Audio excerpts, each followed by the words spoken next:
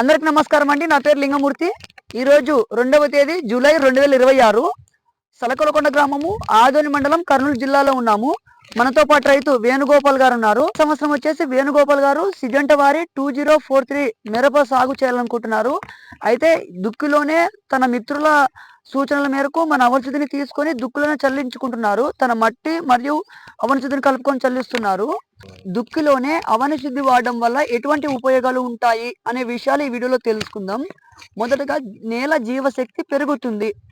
అవనశుద్ధి వచ్చేసి ఒక సేంద్రియ ఎరువు కావున భూమిలో ఉండే అనంత కోటి సూక్ష్మజీవులకు, రైతు మిత్ర పురుగులకు మరియు వ్యవసాయానికి ఉపయోగపడే మంచి బ్యాక్టీరియాకు ఇది ఒక ఆహారంగా ఉపయోగపడడం వల్ల వాటి కుటుంబ వ్యవస్థ పెరిగి మన నేల అనేది సారవంతం అవుతుంది.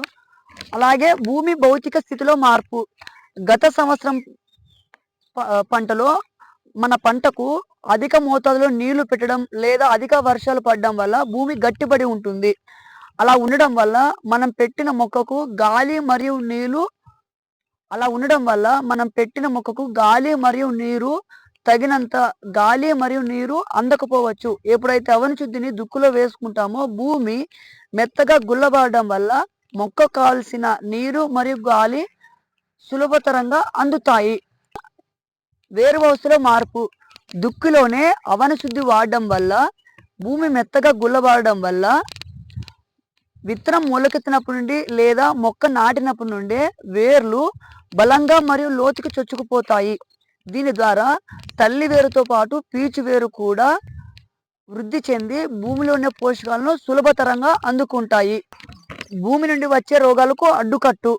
అవనశుద్ధి వాడడం వల్ల వేరుకుళ్ళు, మొదలు కుళ్ళు మరియు ఎండు తెగులను కలిగించే హానికరమైన శిలీంధ్రాలను పూర్తిగా అరికట్టుకోవచ్చు. దీని ద్వారా మంచి ఎదుగుదలతో పాటు ఆశించిన దిగుబడిని చూడవచ్చు. అవనశుద్ధి మనం ఇచ్చే ఎరువులను మొక్కకు పూర్తిగా అందించడానికి ఒక వాహకంలా ఉపయోగపడుతుంది. అందరికీ నమస్కారం అండి. నా పేరు వేణుగోపాలు. మా సలకొలకొండ గ్రామము, ఆదోని మండలము, కర్నూలు జిల్లా. నేను నా పొలంలో ఇది మిరప వేయదలుచుకున్నాను.